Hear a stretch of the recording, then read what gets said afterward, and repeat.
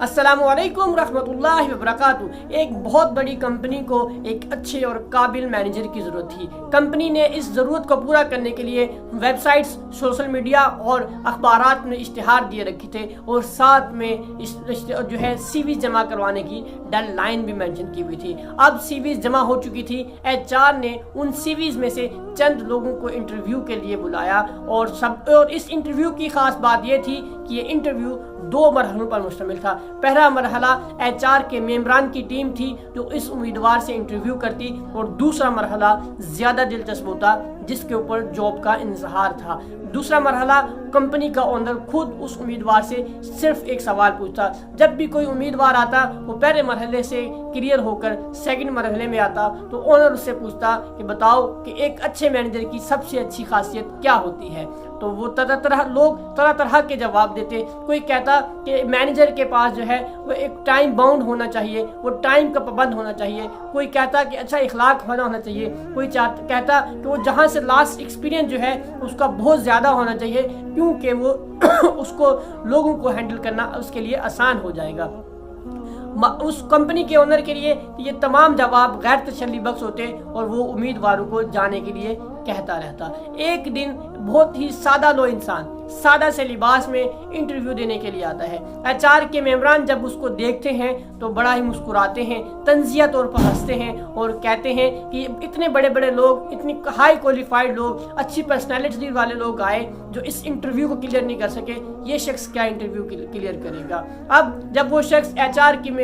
उस टीम के सामने बैठकर इंटरव्यू दे रहा था वहां से क्लियर होता है और सेकंड स्टेप यानी कंपनी के ओनर के पास जाके बैठता है, तो कंपनी का ओनर वही सवाल पूछता है जो उसने बाकी तमाम उम्मीदवारों से पूछे थे। कंपनी का ओनर कहता है ये नौजवान बताओ कि एक अच्छे मैनेजर की सबसे अच्छी खासियत क्या होनी चाहिए।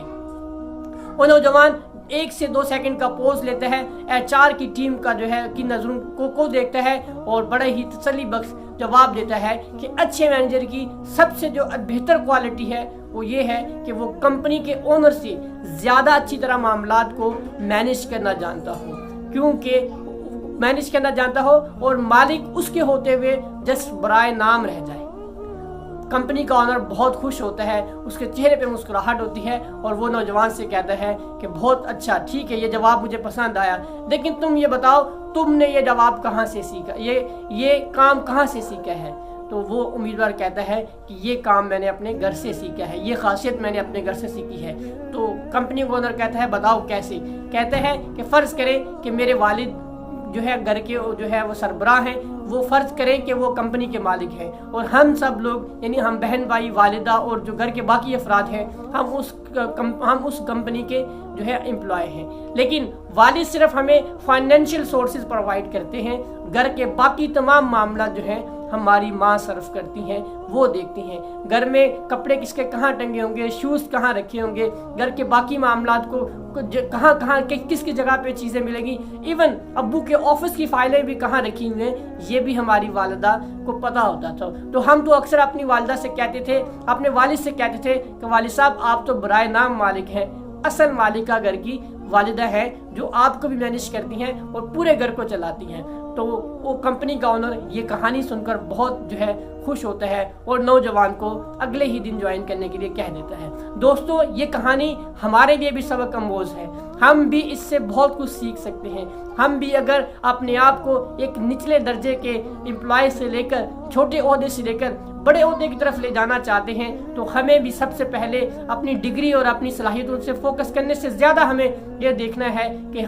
हमारे अंदर क्या ओनरशिप लेने की वो सलाहियत और वो खूबी है, क्योंकि ओनरशिप लेना दुनिया की वाहिद खूबी है जो आपको ज़ीरो से हीरो बना सकती है, जो आपको एक आम एम्प्लॉय से ख़ास एम्प्लॉय बना सकती है, कंपनी के जो है छोटे एम्प्लॉय से लेकर सीनियर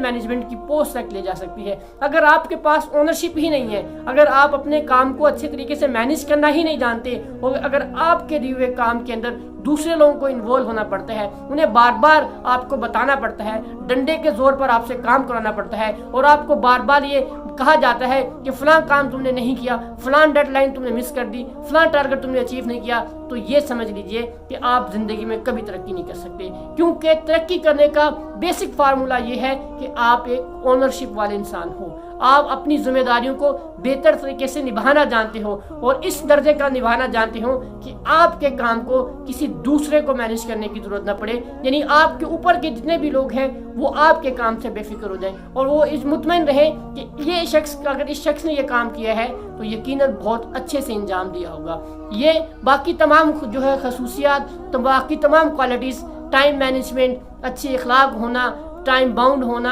اور جو ہے ٹیم بلڈنگ آپ کو آنا، یہ بھی ضروری ہے، لیکن یہ سیکنڈ پریورٹی ہے۔ پہلی پریورٹی یہ ہے کہ آپ ایک ذمہ دار شخص بنیں۔ عموماً کوپریٹ کلچر کے اندر یہ بڑا کامن سینیریو پایا جاتا ہے کہ امپلائی یہ سوچ رہا ہوتا ہے کہ میں تو ابھی چھوٹے لیول کا امپلائی ہوں، میرے پاس جو ذمہ داری ہے میں اس میں بھی عموماً ڈنڈی مار رہے ہوتے ہیں، اس میں بھی جو ہے 2 نمبری کر جاتے ہیں، اور یہ سوچ کے کرتے ہیں کہ یار کوئی بات نہیں، ہماری کون سی جیب سے جا رہا ہے، نقصان ہوگا تو کمپنی کا ہوگا، فائدہ ہوگا تو کمپنی کا ہوگا، میں تو میں بس یہی کروں گا۔ یہ وہ ناکامیاں اور یہ وہ خرابیاں ہوتی ہیں جو امپلائی ہی کی لیول پہ رکھتی ہیں۔ اگر آپ اوپر کے لیول پہ جانا چاہتے ہیں تو آپ کو امپلائی مائنڈ سیٹ چھوڑنا پڑے گا، آپ کو